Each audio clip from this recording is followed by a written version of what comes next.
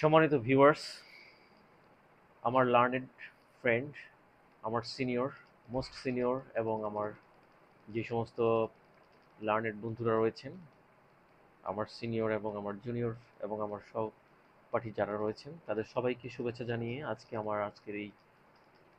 আজকের এই ভিডিওটি আজকে শুরু করছি।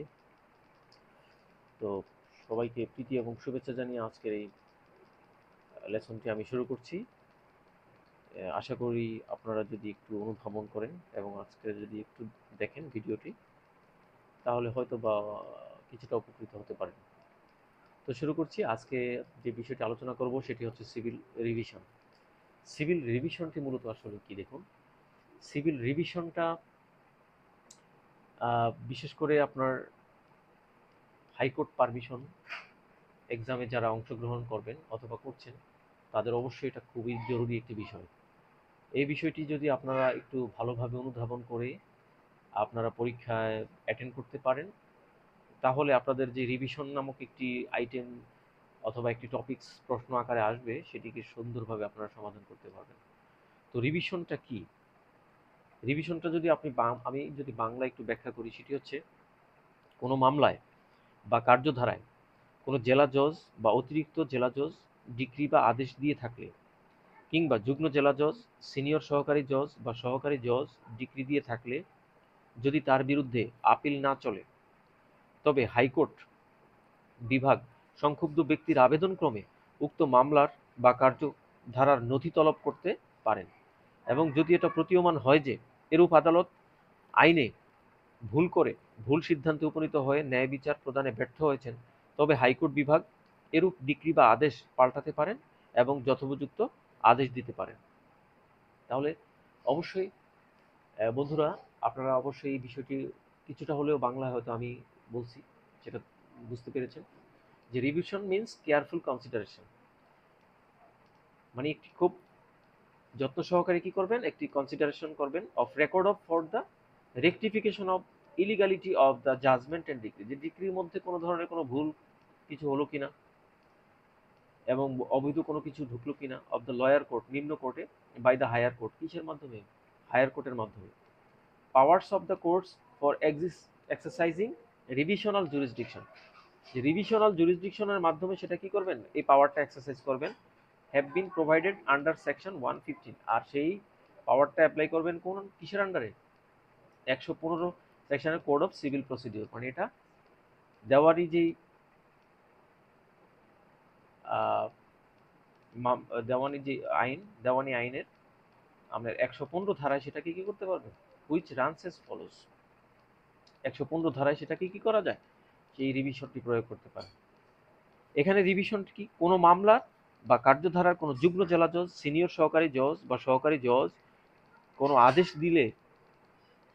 আদেশ দিয়ে থাকলে যদি তার বিরুদ্ধে আপিল না চলে, তবে জেলা জজ সংক্ষুব্ধ ব্যক্তির আবেদনক্রমে উক্ত মামলার বা কার্যধারার নথি তলব করতে পারেন। এবং যদি এটা প্রতীয়মান হয় যে এরূপ আদালত আইনে ভুল করে ভুল সিদ্ধান্তে উপনীত হয়ে ন্যায় বিচার প্রদানে ব্যর্থ হয়েছেন, তবে জেলা জজ এরূপ আদেশ পাল্টাতে পারেন এবং যথোপযুক্ত আদেশ দিতে পারেন। জেলা জজ কোনো রিভিশন মামলা অতিরিক্ত জেলা জজ আদালতের কাছে প্রেরণ করলে তৎসম্পর্কে উপধারা 2 অনুসারে জেলা জজের সকল ক্ষমতা অতিরিক্ত জেলা জজের আদালতের থাকবে। বুঝতেই পারছেন, মানে কোনো জেলা জজ যদি কোনো রিভিশন মামলা অতিরিক্ত কোনো জেলা জজ আদালতের কাছে প্রেরণ করেন, তাহলে তৎসম্পর্কে উপধারা 2 অনুসারে জেলা জজের সকল ক্ষমতা অতিরিক্ত জেলা জজ আদালতে থাকবে। এটা হলো রিভিশনের বিষয়।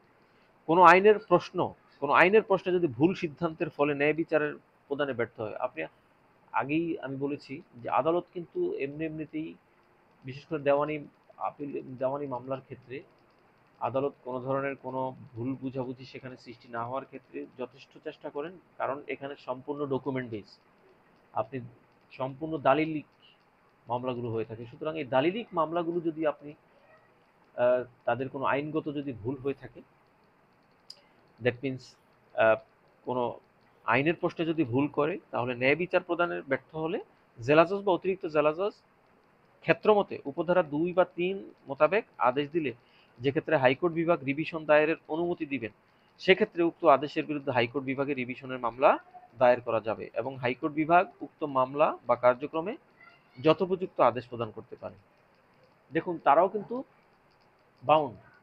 যদি ওনারা আদালতের সর্বোচ্চ আদালতের সিদ্ধান্তে আসতে পারেন, তাহলেই সেখানে কি করতে পারেন, রিভিশনটা দায়ের করতে পারেন।